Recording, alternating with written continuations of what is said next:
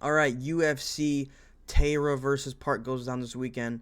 I have a little less than an hour to make this video because I have to shower and be somewhere.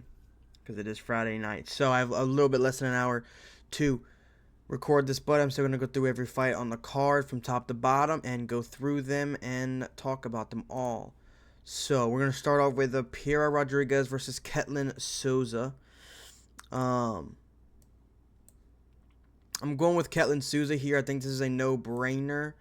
I will say though, Taira Rodriguez, I don't know if it was her last fight, which she got, where she fought. What was that girl's name, man? She had a fight where she, um, dropped a girl and then headbutted her on the ground, and she got disqualified. I will say I don't want to say she was robbed of that finish, but I believe that Carnelosi, I believe was her name. I believe Carnelosi was playing it up. She knew she was losing because she lost the first round and she got dropped in the second badly. Was about to get finished, and to be fair to her, she did get headbutted, but it was nothing crazy and there was like no damage to it. But she wanted an out. She didn't want to get finished and she wanted an out, so she took it.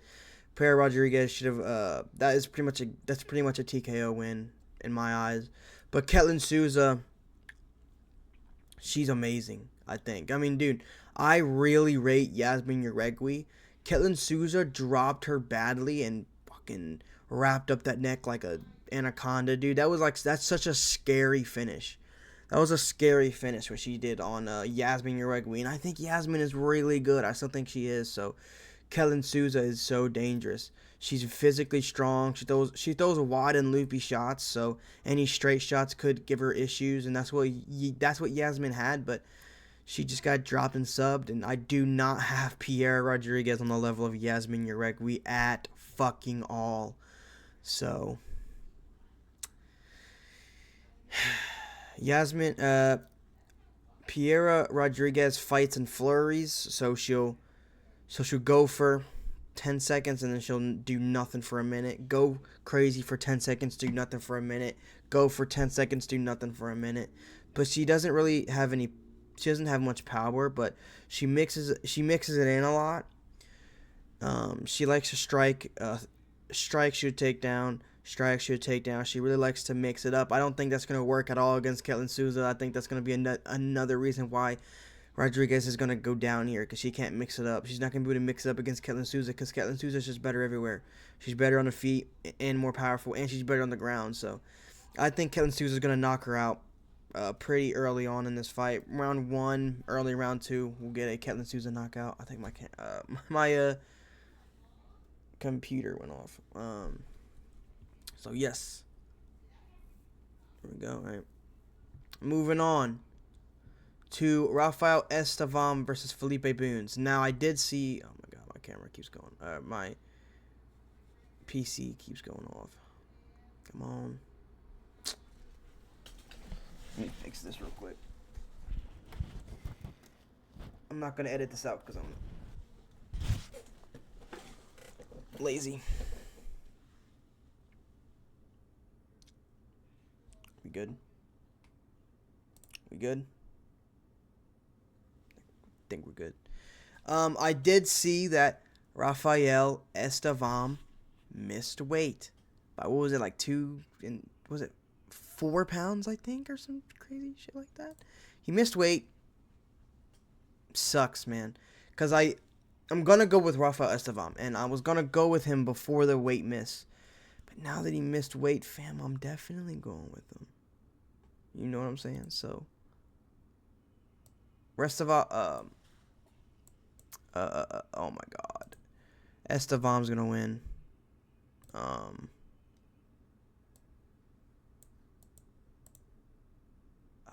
what's going on here? Okay. I'm pulling up my notes and they're going crazy. Rafael's able to grapple and scramble really well. He's a really good scrambler. He's fast.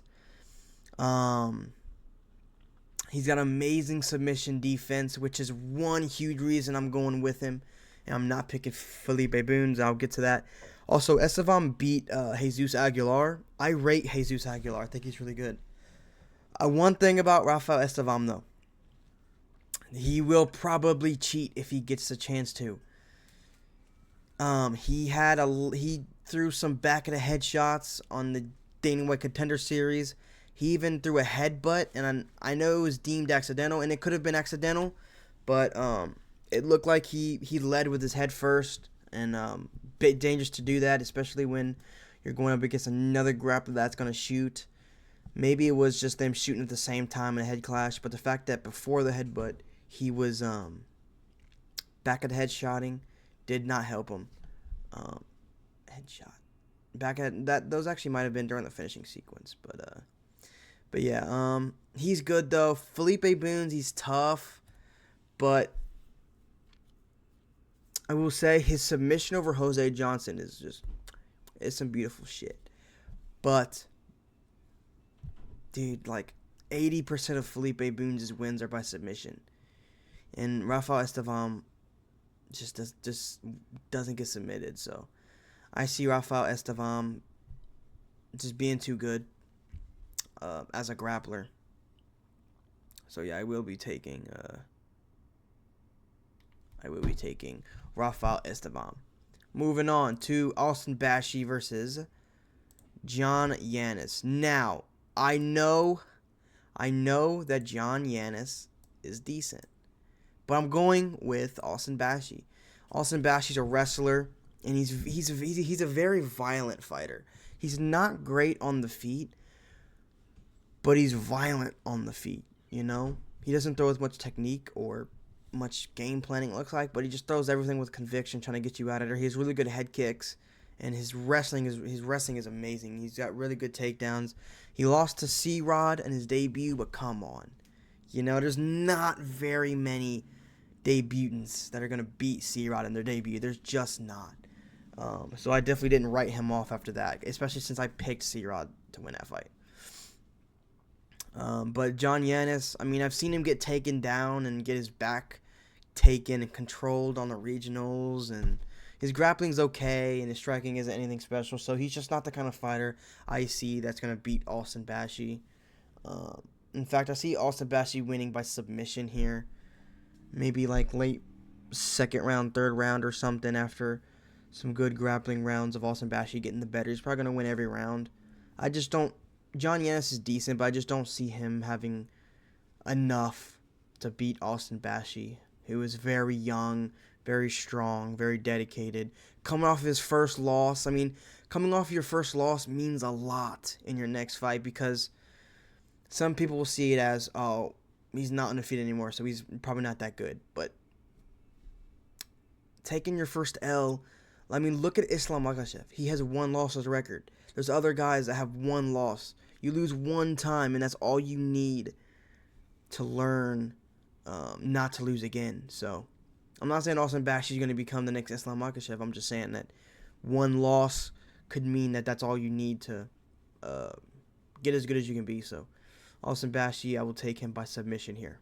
Moving on to Nick Klein versus Andre Puliev. I'm going to be honest here. If I'm looking at, I don't know, dude.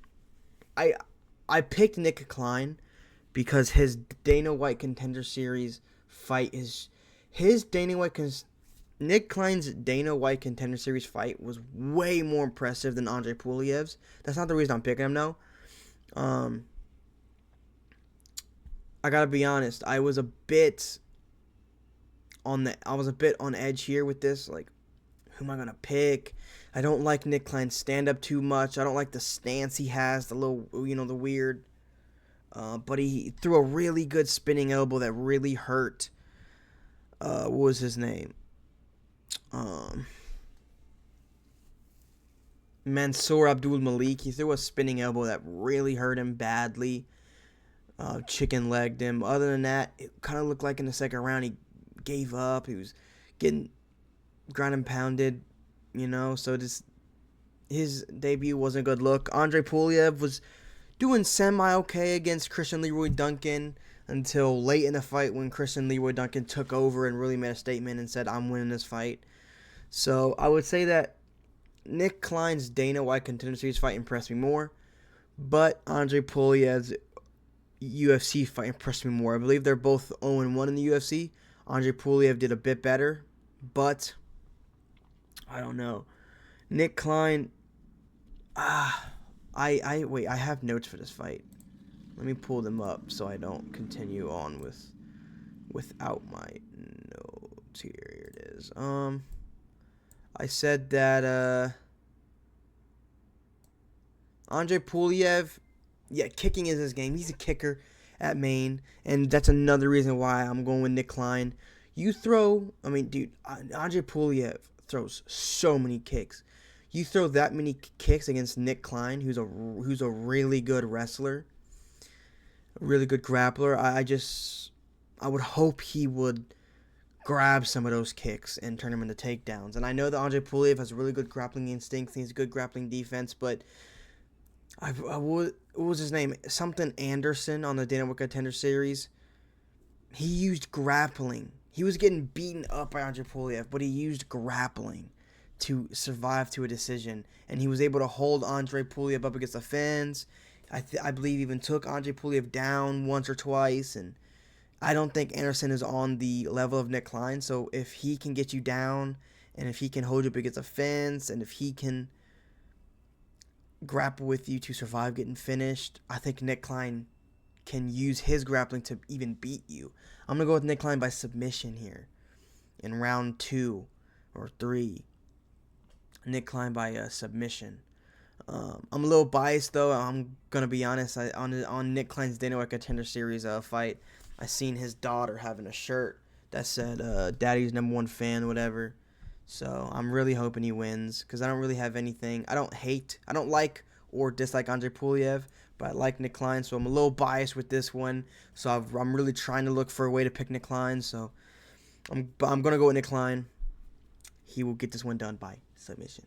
Moving on to Rodolfo Vieira versus Tresean Gore.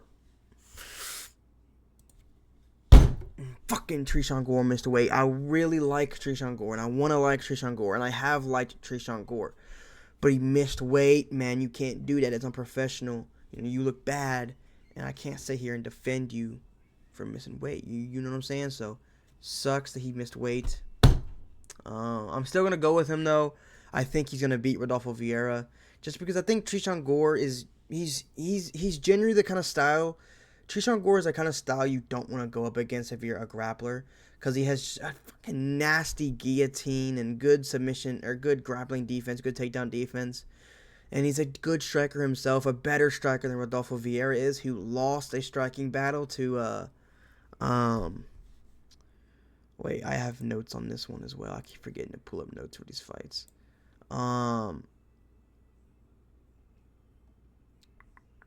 He lost a striking battle to Andre Petroski. Yes, that's his name.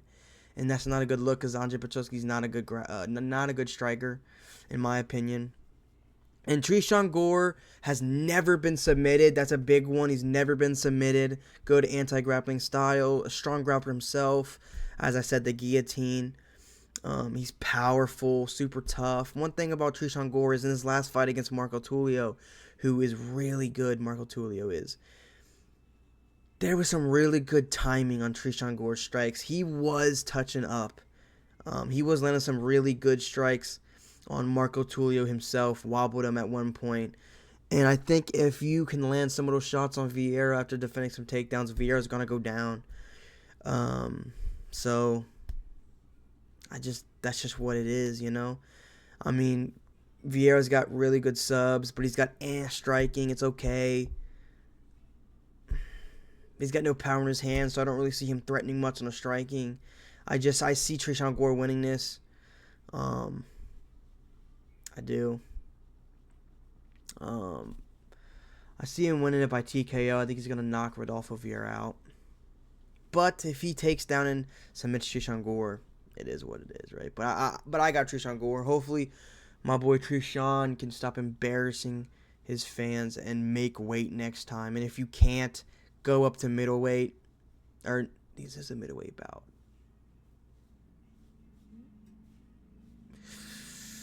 Go up to light heavyweight, I guess, bro. You know? Nah, Tresean Gore is a welterweight, is he not?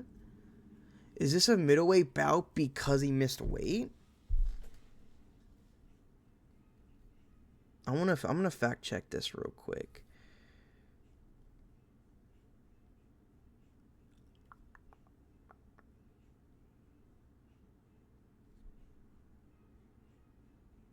It just says he came in 3.5 pounds over, but it doesn't say what the limit was.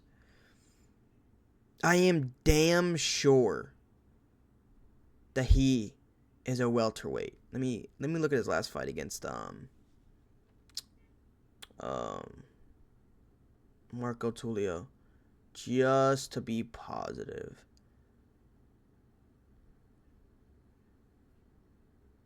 No, he fought Marco Tulio at middleweight. He's never fought at welterweight. You know what it is? I'm thinking of his fight against Brian Battle, who's now a welterweight.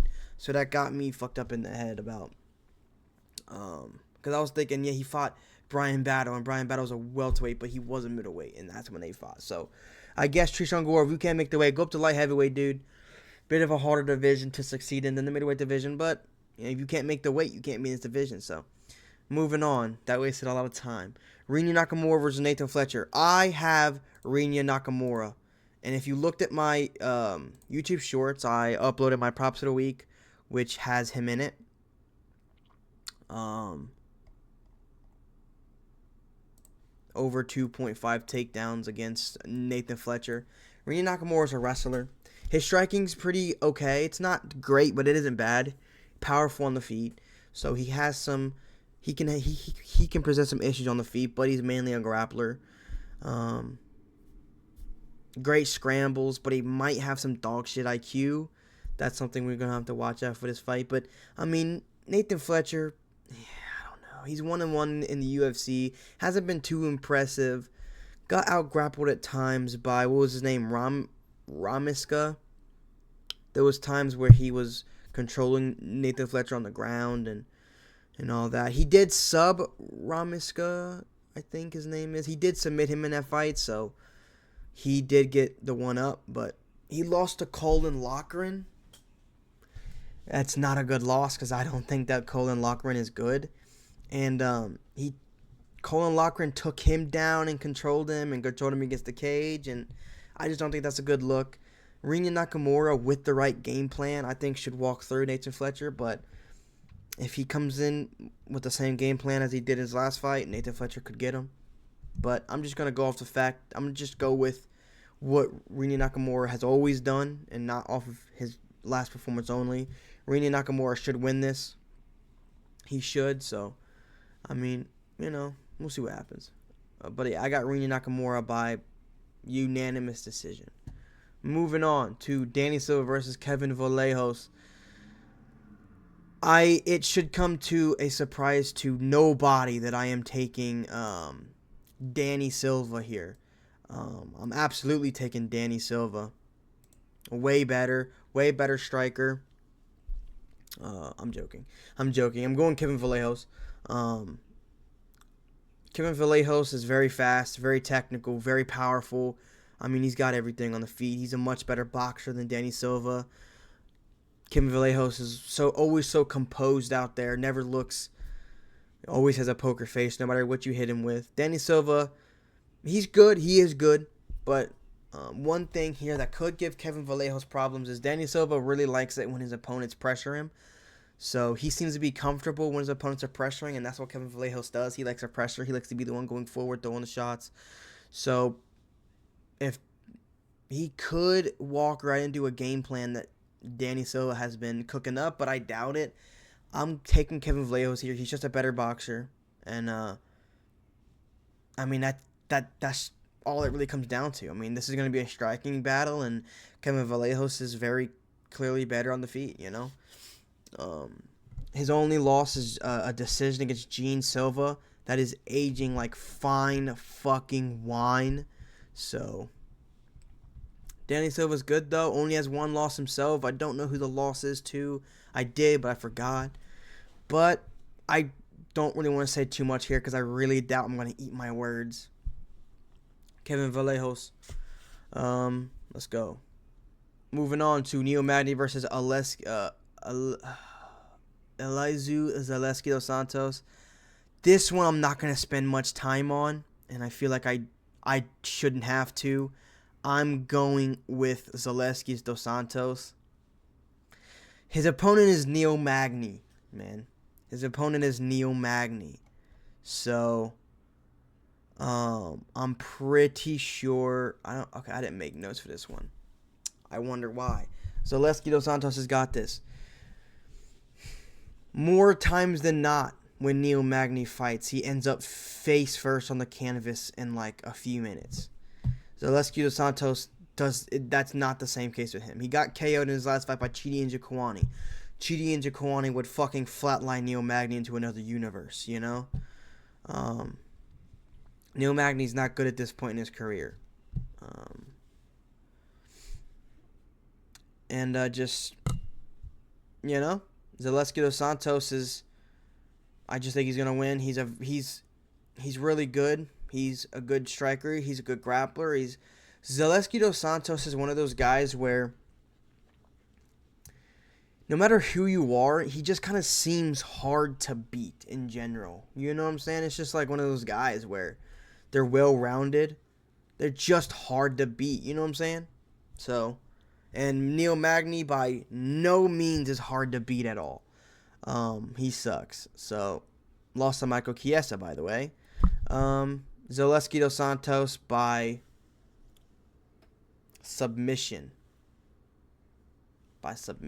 Moving on. Submission round 3. Moving on. Cara Rosa versus Nora Cornell. I have notes for this one. Where are the notes? Okay, I don't need these.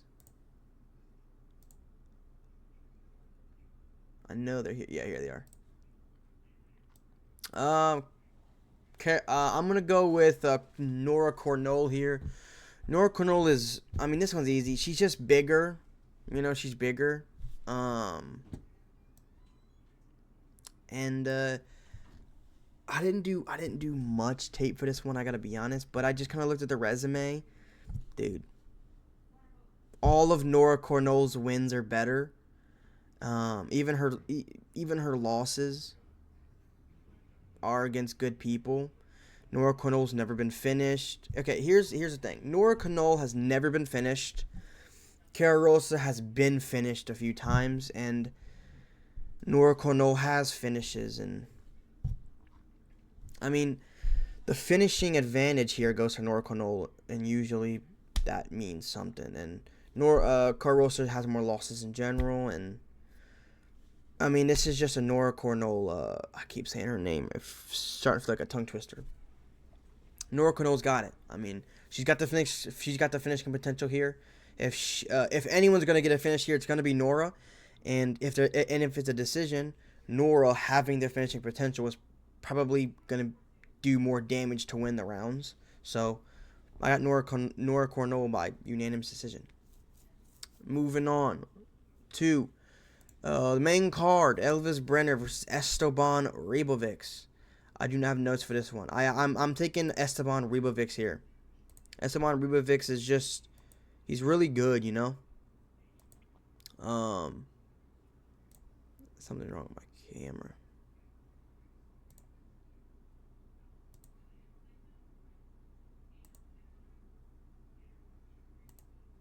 All right. Anyways, moving on.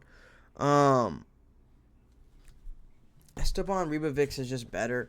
Elvis Brenner, I don't think he's too good. He's okay, but there's a reason he had to have a comeback knockout against, I really do forget people's names not when I'm recording a video and stuff, don't I? Let me look up his name real quick. No, I don't even need to. Guram Gudadeledze, I think his name is, something like that. Elvis Brenner needed a comeback KO against him. He got finished by Joel Alvarez, I believe, like not too long ago. Esteban Ribovics is really good. He's a volume machine, man. The amount of significant strikes per fight he throws is crazy, and I don't think Elvis Brenner is gonna be able to beat that. I think Esteban Ribovics is gonna get either a late rounds TKO, like a third round TKO, or a decision win.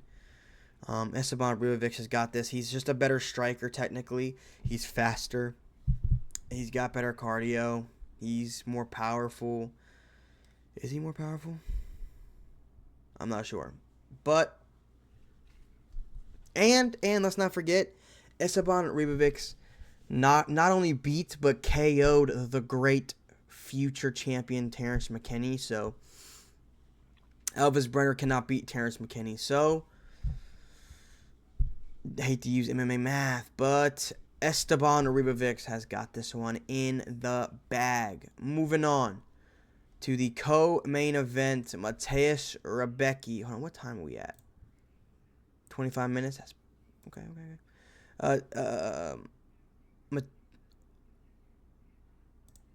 Mateusz Rebecki versus Chris Duncan. Now, this one, I battled with this one, because this one's a hard one to predict, man. It really is. But I've made my decision. I'm going with Mateusz Rebecki by submission. Chris Duncan is good. I do think he is. He's powerful. He can grapple. He's got a nasty guillotine. His last 2 wins are by guillotine. He's got good striking too. But Mateusz Rebecki, I think...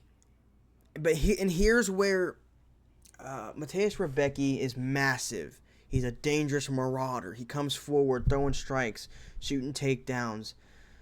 He's powerful, strong, and he's well-rounded and got well-rounded finishes. He has a lot of knockouts, a lot of submissions, a lot of decision wins. He's just well-rounded.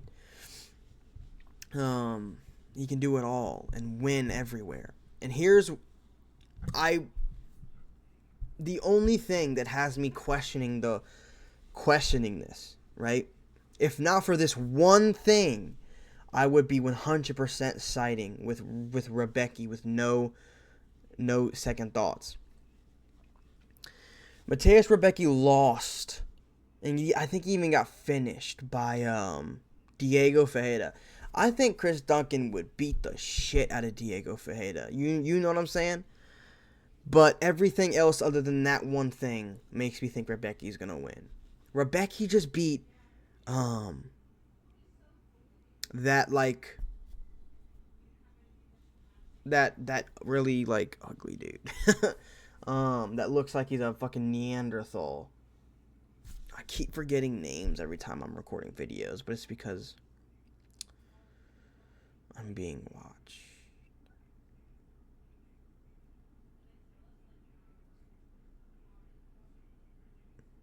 Mike DeBeck Oralby. I think Mike DeBeck Oralby is really good, man. And I think Mike DeBeck Oralby would probably beat Chris Duncan. And Mateusz Rebecki beat him and beat the shit out of him. So they beat the shit out of each other. But I'm gonna go Rebecki here, because one thing about Chris Duncan as well is that he got submitted by a guy that I also 100% know the name of, but because I am recording, it's not coming to my head. He got submitted by Manuel Torres. And I'm not saying that Manuel Torres is bad, but I think that I don't think that Manuel Torres is much better than Rebecki. And I think that if Manuel Torres can submit you, Mateusz Rebecki can probably submit you, because I think Rebecki is stronger.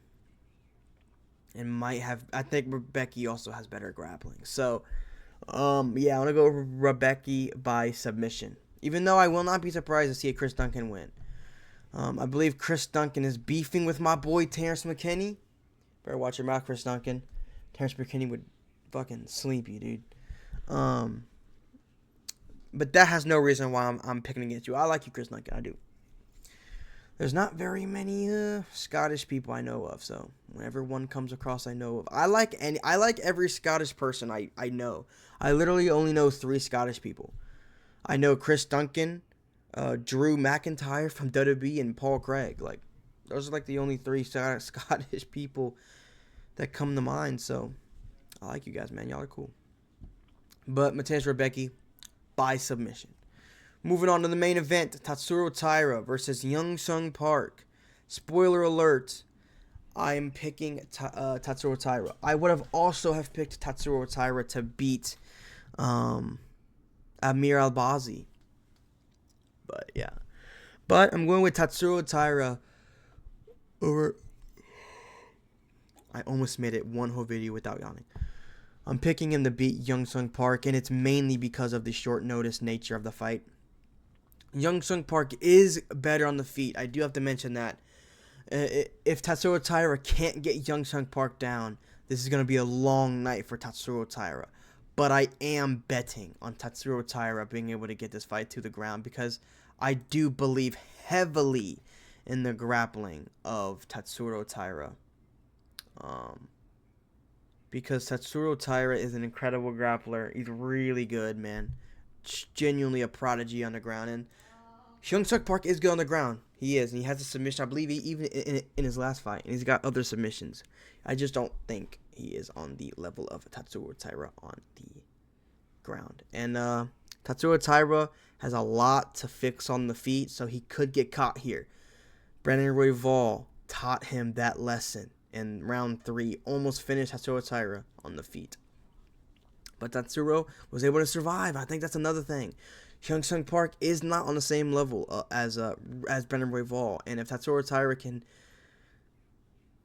make it to a decision against him, it wasn't necessarily that competitive, I don't think, in my memory. But he made it to a decision, you know. That's something that Hyung Sung Park hasn't shown. I mean, he's undefeated, 10-0, but I mean, I just don't think it matters. Tatsuro Taira's had that high-level top experience that Hyung Sung Park is missing. So Hyung Sung Park is new in the UFC. I believe, let's see how many fights he has in the UFC.